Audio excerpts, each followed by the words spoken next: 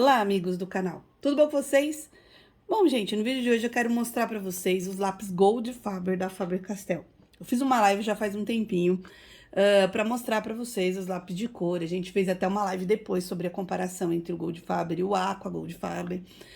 Então, tá aqui no canal, é só vocês verem se vocês quiserem dar uma olhadinha, porque tá bem ali passo a passo que a gente fez na live, tirando as dúvidas de vocês. Mas aí resolvi fazer esse vídeo aqui para também falar de uma forma mais rápida, mais sucinta, caso vocês não tenham tanta paciência aí de ficar na live. Então, eu comprei esse lápis de cor. Eu contei pra vocês na live que eu demorei pra comprar, porque na época, e me perguntaram muito, questionaram isso muito na live, é um lápis novo? Não, não é um lápis novo, tá? Ele já tá no mercado já faz um tempo. Gold Faber é uma linha da Faber-Castell, que não é a linha escolar, nem a linha profissional. Então, é uma linha estudante, sim, mas é uma linha muito boa, sabe? É uma linha já, aquele Creative Studio Quality. Então, é uma qualidade muito melhor do que a linha escolar. Ele aqui, quando a gente abre, né, a gente já vê... Esse daqui é um jogo de 48 cores que eu comprei. E eu comprei ele numa promoção na Amazon, então... paguei R$90 mais barato do que o preço que tava na época. Então, realmente achei que valeu a pena. Então, vale a pena a gente ficar aí pesquisando, né? Sempre vale a pena aí pra gente poder ver se consegue arrumar um descontinho, uma promoção. Quando lançaram, a Faber-Castell lançou esses lápis, eu não comprei na época, porque eles estavam praticamente no preço do Policromos. E o Policromos, por ser um lápis profissional, eu achei que valia mais a pena comprar o Policromos do que comprar um lápis que seria estudante. Mas, hoje em dia, já não acontece isso, né? Hoje em dia, a gente sabe que tá tudo caro. Inclusive, esses lápis aumentaram muito, porque naquela época que lançou, esse lápis custava 200 e poucos reais. Hoje já, às vezes, tem lugares que você acha por mais de 400 reais esse jogo aqui. Então, aumentou bastante. E aí, a gente consegue ver uma diferença bem grande do Policromos. Por exemplo, um Policromos você vai comprar de 36 cores, ele tá uns 500 reais, por aí. Bom, enfim. Aí fica muito também a critério do que vocês querem, não querem, mas eu fiquei na curiosidade, sabe? Vi que a Faber-Castell tava mostrando esses lápis de novo, eu falei, eu acho que eu vou comprar pra ver se eles me interessam. E aí eu realmente gostei, que foi o que eu falei pra vocês na live, gostei bastante das cores, quero mostrar aqui.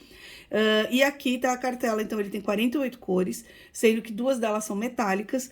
E aqui, como ele é um estúdio, né, ele é escolar, não, desculpa, estudante, ele, no caso, vai ser um lápis que eles não falam aqui sobre a resistência à luz dele. Mas aqui ele tá falando que ia ter uma mina de 3.3, que ele é resistente e ele é fabricado na Alemanha, tá? Tem toda aqui a linha Gold Faber, esses lápis tem 12 cores, então aqui tá até mostrando, né, as cores que tem no conjunto de 12, de 24, de 36 e 48. Então aqui a gente consegue ver nessa tabelinha. E também eles têm, a linha Gold Faber tem giz seco, giz pastel seco, giz pastel oleoso. Eu vi que fora do Brasil já lançaram canetas aquareláveis, então, né, é uma linha muito boa, e fora que é da marca Faber-Castell, que a gente sabe que é maravilhosa. A questão de curiosidade, a latinha aqui, vamos colocar, do Gold Faber é assim, o Gold Faber aquarelável, ele tá escrito Aqua, tá? Então, pra gente saber a diferença. E o corpinho do lápis é diferente também, então eu fiz aqui uma tabelinha de cores. A numeração das cores são as mesmas, tá? As cores são as mesmas, mas o lápis que é aquarelável, ele tá escrito Gold Faber Aqua e ele é sextavado. E o lápis de cor aqui, que é normal, permanente, ele é redondo, tá? Então, o corpinho deles muda. E ele é um pouquinho mais claro, o aquarelável. Então, a gente consegue, só assim, pegar, a gente já consegue sentir essa diferença aqui entre um e outro. Como eu sei que vocês também têm a curiosidade, eu tenho esse aqui, um jogo bem humilde, de 24 cores de policromos. O policromos, ele já é um pouquinho mais diferente, ele tem resistência à luz, e a gente consegue ver essa diferença aqui no próprio corpo do lápis. Então, vamos pegar um lápis parecido. Esse aqui seria o magenta, acho que ele não tem magenta aqui, vamos ver. porque a diferença que a gente já consegue ver. No corpo do lápis, a gente tem toda a informação, né? Do policromos. Então, ele tá falando, ele tá escrito aqui que ele é magenta, que ele é 133, e ele tem 3 asterisco aqui, ou estrelinhas de resistência à luz. Então, a diferença é, ele também é 133 aqui, o magenta, da linha Gold Faber, mas ele só tá escrito 133. Eu sei que ele é magenta, porque aqui nessa tabela que veio tá escrito, ó. Então, 133, magenta, mas no corpo do lápis não vem nada escrito, tá? Então, a gente vai precisar da tabelinha para saber, mas a diferença é que eu acho, eu não tenho certeza, tá? Eu acho que a mina do Gold Faber é um pouquinho maior. Vou ver aqui na descrição se ele fala, porque aqui, essa daqui é 3.3. Mas eu acho que essa daqui é 3 ponto alguma coisa, é um pouquinho maior. O lápis, ele é um pouquinho mais grosso, um pouquinho mais pesado. A gente consegue sentir essa diferença. Eu comentei com vocês que essa madeira aqui é diferente, né? Essa madeira aqui, essa daqui parece ser, eu não sei, parece leve. Sabe aquelas ripas que usa pra, aquela madeirinha que a gente usa pra fazer aeromodelismo, sabe? Eu achei que parece muito com ela, é muito leve. Quando eu fazia maquete, eu usava muito dessas madeirinhas, então me pareceu muito essa madeira levinha. E essa daqui não, essa daqui já é uma madeira que a gente consegue ver a diferença no peso do lápis. Então, vamos aos trabalhos, né? Só para mostrar para vocês um pouquinho da comparação de um com o outro, para quem tem curiosidade. E aqui eu fiz a tabelinha do Gold Faber. Então, quando a gente fez a live, eu tinha colocado aqui, testado as 48 cores. Eu achei que são cores que saem com facilidade, bem gostoso de pintar. E ele forma camadas, a gente pode agregar camadas. E outra coisa que eu achei bem interessante, que eu falei na live para vocês, é o branco. Me surpreendeu muito. Ele forma uma camadinha branca em cima, né? Geralmente o branco, o que ele faz? Ele fica como um blender, a gente usa geralmente como um blender, ele não fica essa cor branca em cima. Também achei que algumas cores pegam legais assim no preto ou no craft, então dá para usar também uma outra cor muito melhor que o lápis comum. Que mais? E aí aqui, esses dias eu tava fazendo, isso aqui eu não fiz na live, mas eu tava fazendo umas comparações pra mim mesmo, sobre cores com outros lápis profissionais que eu tenho. Então, o Arteza, o Progresso da Koh-i-Noor, o Color Soft, o Puro Color da Derwent, o próprio Policromos eu usei aqui, e o Gold Faber, aqui como eu usei com um amarelo e um vermelho mais clarinho que tinha, que foram esses primeiros tons aqui, ó. E depois eu troquei o vermelho e o amarelo, né? Eu tinha usado o 104 e o 118 aqui. E depois eu troquei para o 121 e o 105. E olha só como ficou muito equiparado. Olha, eu achei que ficou mais vibrante até que o Policromos. Então, eu acho que esses lápis aqui, pelo menos em questão de cor, né? A gente não tá falando de resistência, mas com relação à cor, ele não deixa nada a desejar com outros lápis aí que são considerados profissionais, tá? Aqui vocês conseguem ver a tabelinha com as cores, tudo direitinho. Aqui eu só errei, né? Eu coloquei o 104 o 105 antes do 104, porque acho que quando eu fui usar o lápis eu já tava colocando fora de ordem. Mas eu achei bem... Aqui eu tentei colocar o máximo de pigmento e depois eu fui desvanecendo na cor. Mas eu gostei muito, inclusive, do dourado e do prata, que são só duas cores metálicas, eu gostei bastante. Bom, então vamos fazer um desenho aqui. Eu vou esboçar com o próprio lápis aqui de cor, tô usando o 126, e aí a gente vai fazer misturas e vamos ver como é que vai ficando.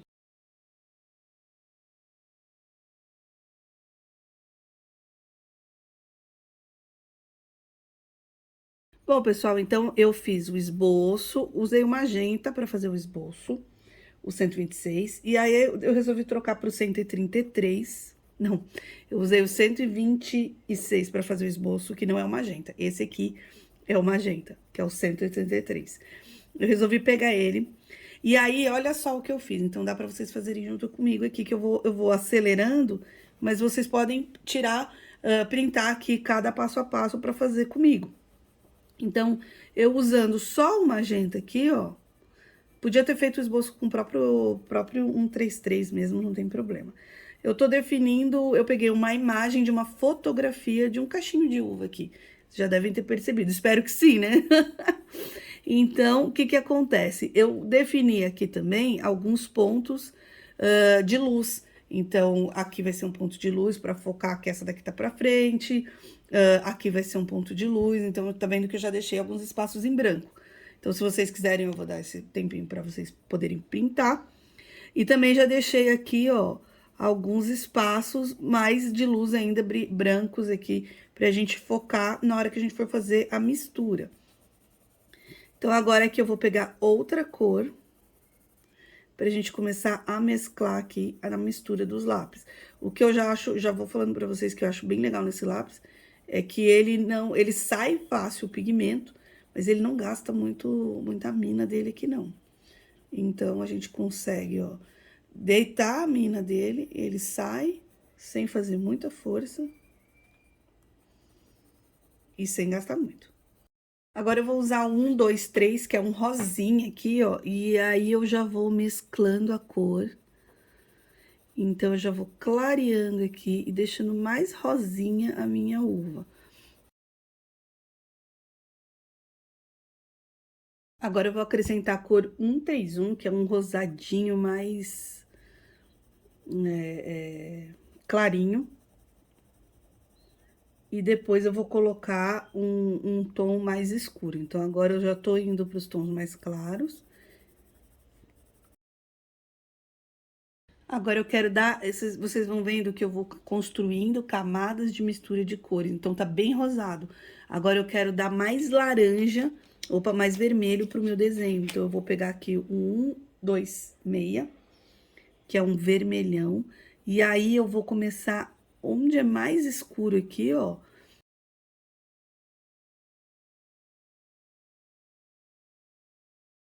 Então, aqui vocês conseguem perceber que eu fui fazendo essa construção de camadas e o vermelho, ele não deixou vermelho, ele deixou uma cor super bonita, mais próxima da uva. Como eu quero que ele fique brilhante, então eu não fiz, não escureci com cores que a gente tá acostumado. Ah, vamos escurecer com marrom, com preto, para tirar, porque aí essas cores tiram um pouco o brilho. Então, eu tô escurecendo com cores assim que vão casando e vão complementando o nosso desenho. Por exemplo, eu poderia escurecer com um pouco de verde aqui, e aí nada me impede de fazer isso no final, porque ele é um complementar do vermelho, do rosa.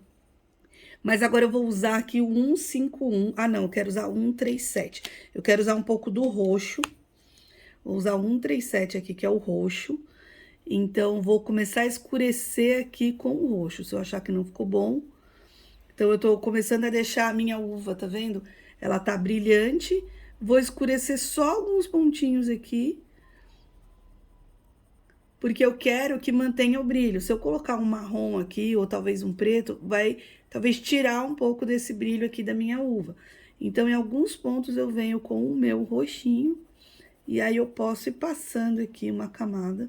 E isso é legal porque esse lápis permite, né? Que a gente vá passando essa camada. E quantas camadas aqui eu já passei, né? Agora, para finalizar, pelo menos as partes da uvinha, eu vou pegar o 132 e vou ó, passar aqui como se fosse um blender mesmo. Só para juntar as cores.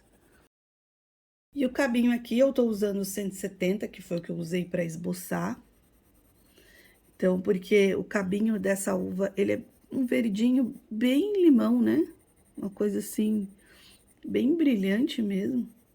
Então, a gente pode até colocar outros cabinhos aqui, se quiser. E ele tem uma parte de marrom nesses cabinhos aqui, que é o que dá o volume dele. Então, ele não é um verde tão escuro. A gente vai colocar um pouquinho de verde mais escuro, mas eu acho que o que vai dar o contraste aqui vai ser esse marrom. Então, eu tô usando um 187. E aqui, para dar um pouquinho de sombra no cabinho, eu usei um 58 no verde. E usei um marrom mais escuro só para fazer uns risquinhos assim, ó. No cabinho, que é um marrom escuro. Então, também muito aleatório aqui, assim, ó. Lugares onde eu imaginava que teria mais sombra. E aí, meio que sujando, sabe? O cabinho. Eu falei que eu tinha finalizado, né? Mas eu vou pegar o 118, que é quase um vermelho alaranjado, e vou passar por cima de todas as uvas. para ela ficar um pouquinho mais brilhante. Sabe, eu vou dar um pouquinho mais de cor nela, mas não tão vermelho, sabe? Ele vai pegar... É como se eu quisesse... A gente tem que levar em consideração que já tem tantas cores aqui, então é como se eu quisesse colocar mais brilho nela, mas sem colocar só o pigmento vermelho. Então, eu tô colocando esse tom aqui. Olha só como deu uma realçada aqui no brilho. Tava bem clarinho, que eu tinha passado aquele tom claro. Mas a gente sempre pode mudar de opinião no meio do caminho. E aí, eu falei pra vocês sobre o tom preto, então, o que que eu vou fazer agora? Eu vou pegar o preto e vou fazer pontinhos estratégicos, olha. Sabe aqueles pontos que a gente sabe que aqui... Então, a gente sabe que aqui é ponto mais escuro, porque tem uma sombra, ó, tem uma uva bem escondidinha aqui que a gente não consegue ver. Aqui tem outra uva, olha só. Então, o que que a gente faz? Delicadamente sombreia. E aí, a gente usa o preto para fazer uma marquinha bem delicada. Bom, pessoal, é isso. Eu poderia ficar mais, fazer mais camadas, porque o que eu mais amei, gente, nesse lápis é o fato dele poder ficar nessa construção de camadas. Eu realmente amei de paixão. Ah, e o branco aqui, ó, se eu quiser criar, é que eu deixei uns efeitos de luz, mas se eu quiser criar alguns efeitos aqui, ó, é só vir aqui em cima e começar a passar o branco aqui, que ele vai criando uns efeitos bem legais de luz, assim. Eu realmente amei muito esse lápis, gente. Recomendo muito mesmo. Fiquei muito apaixonada, principalmente por essa construção de camadas, que foi esse desenho que eu fiz aqui. A sombrinha eu usei o preto, então eu deixei ele bem acinzentado. Depois eu pus o prata. E aí eu coloquei um pouquinho do magenta, que é aquela cor inicial que a gente usou, para 133, porque se a minha mesa é branca, né, ela vai bater o reflexo ali da cor da uva. Então, eu coloquei um pouquinho do magenta ali pra gente poder ver nessa sombra aí da nossa uva. Eu espero muito que vocês tenham gostado. Se vocês querem mais desenhos assim feito nesse passo a passo de construção de camadas, deixem aí nos comentários. Qualquer dúvida também, na medida do possível, eu vou respondendo. E é isso, curte o vídeo, se inscreva no canal e até o próximo. Tchau, tchau.